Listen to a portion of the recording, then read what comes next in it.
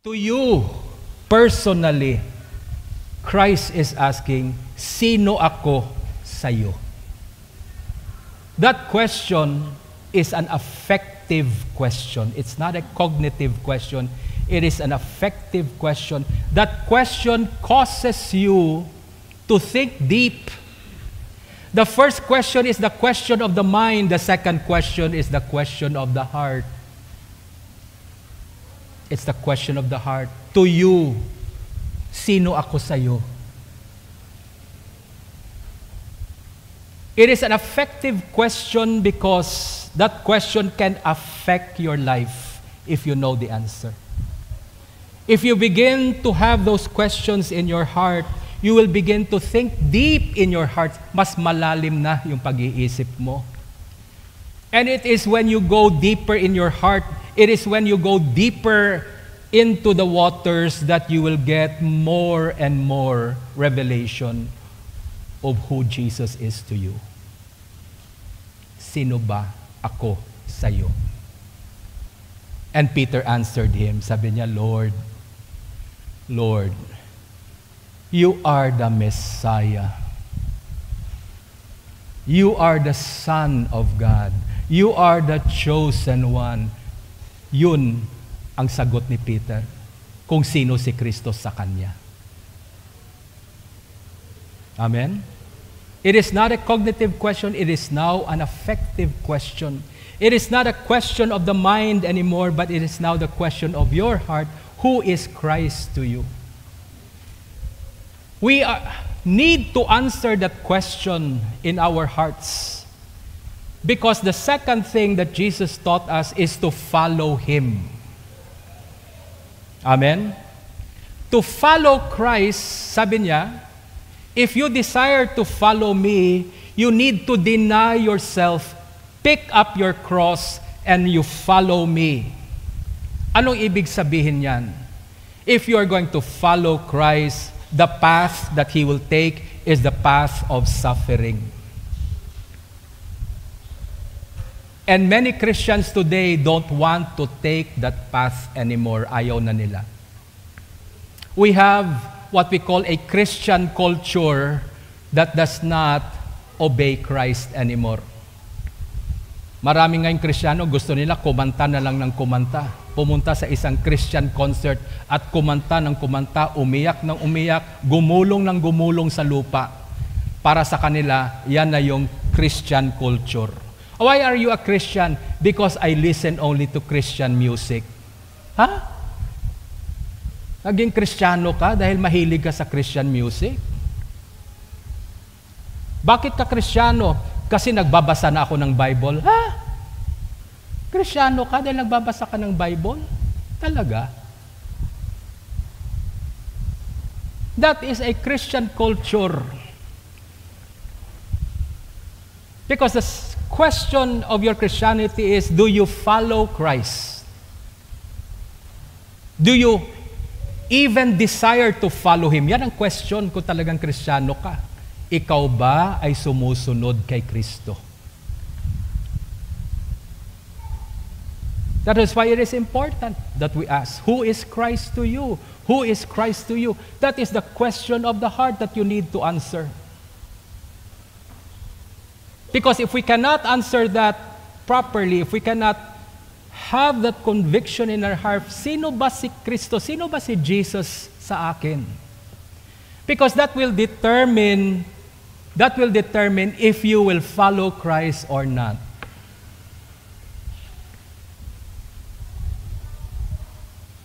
Anyone, sabi ni Jesus, anyone who desires to come after me must deny himself. Wow. You must deny yourself. So many Bible teachers that don't teach that anymore. Sabi nila, bato na lang si Jesus, wa kaun obrahon, bato na lata imaw. Ma-pray lang kita, hay pagbaton mo kay Jesus, life is going to be a bed of roses for you. Is that true? When a rich man came to Christ one day, sabi niya, "What must I do? What must I do to be saved?"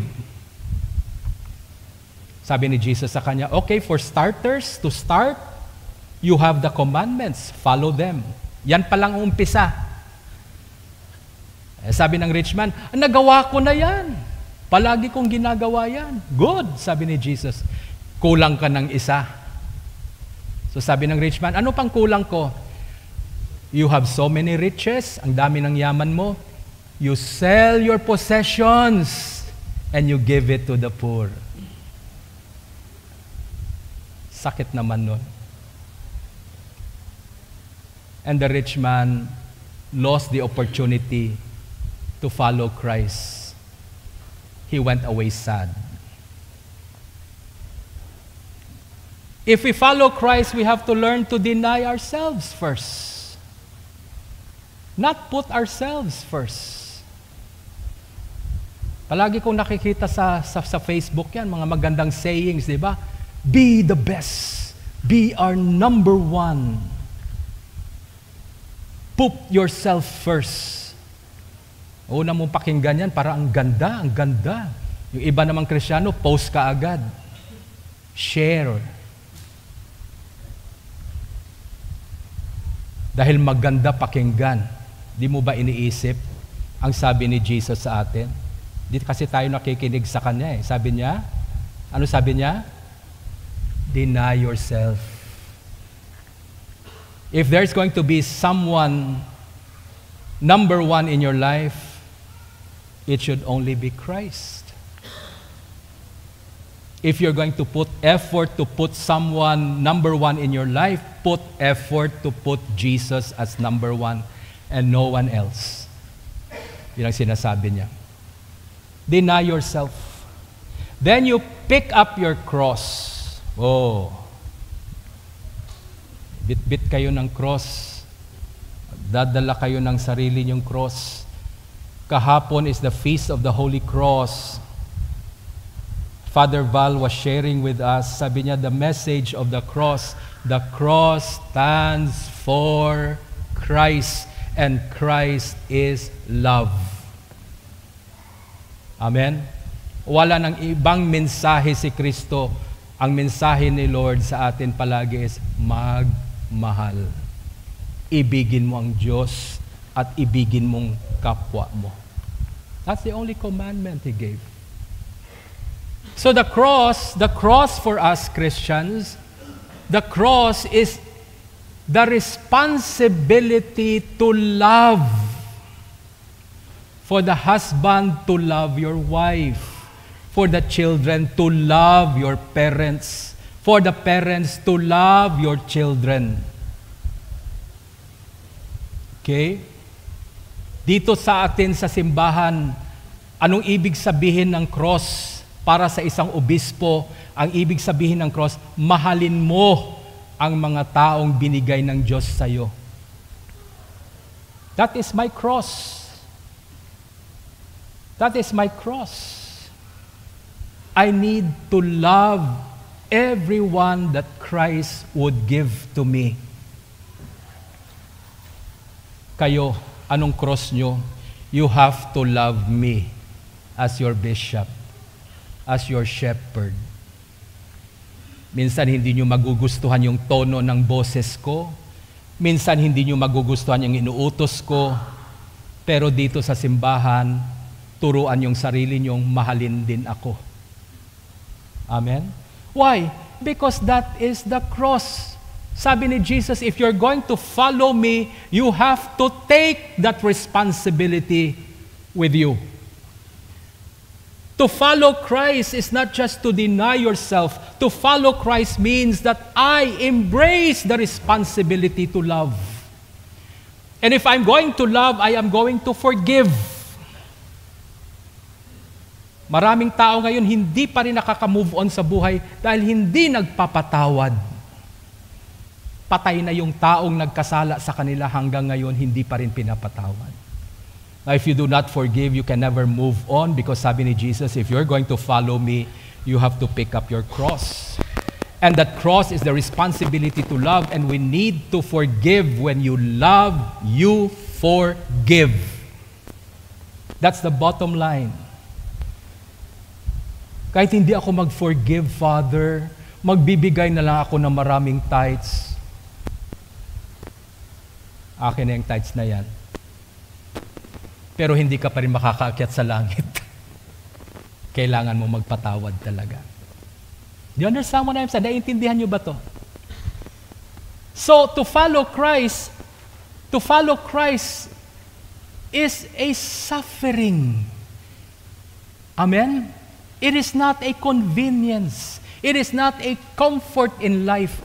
To follow Christ is the way of suffering.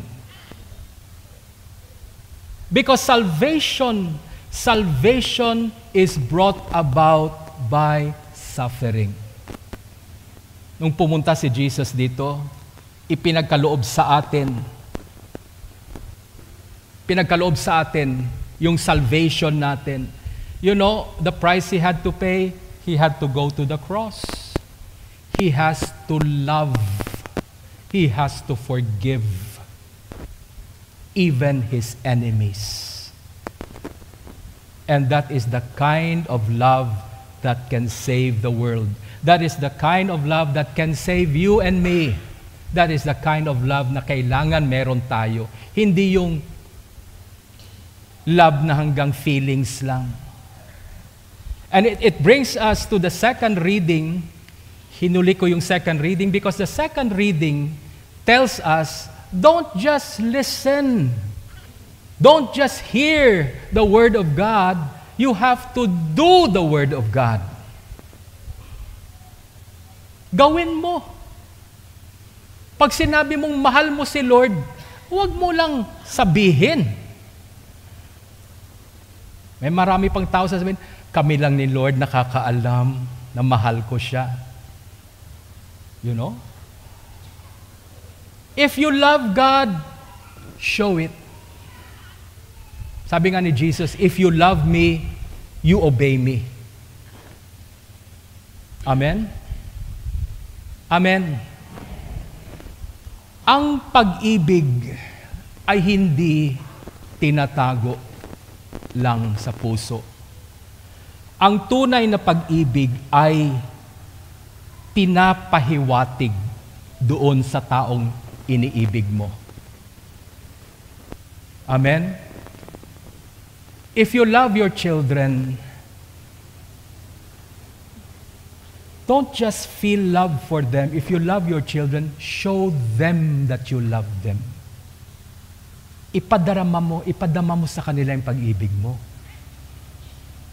Amen? Amen. That is why the second reading leads us to the third kind of question, and this is very important. This is what I call contemplative question. Yung unang tanong, sino ba si Kristo sa sinasabi ng ibang tao? The second question is the question of the heart. Sino ba si Kristo sa'yo? The third question is this, and this is what you need to ask every day. Mahal mo ba? Mahal mo ba si Jesus? Yan ang tanong ng Panginoon sa atin. Mahal mo ba ako? Because if you love me, you will desire to follow me. And if you love me, you will deny yourself. To deny yourself means you put Christ above yourself. If you love me, you will pick up your cross and you will carry it every day in your life.